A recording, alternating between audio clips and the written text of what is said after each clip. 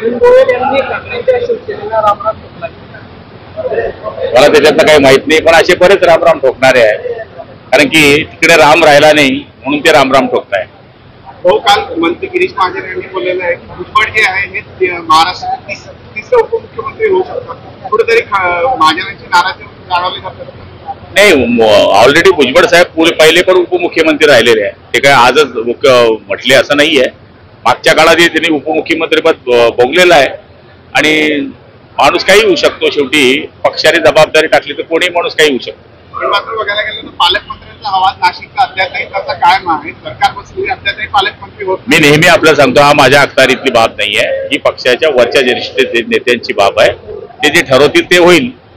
पण मात्र कधीपर्यंत हा मुद्दा सॉल्व्ह होणार आहे मला सांगता येणार. आपण एक वरिष्ठ नेते सांगता येणार.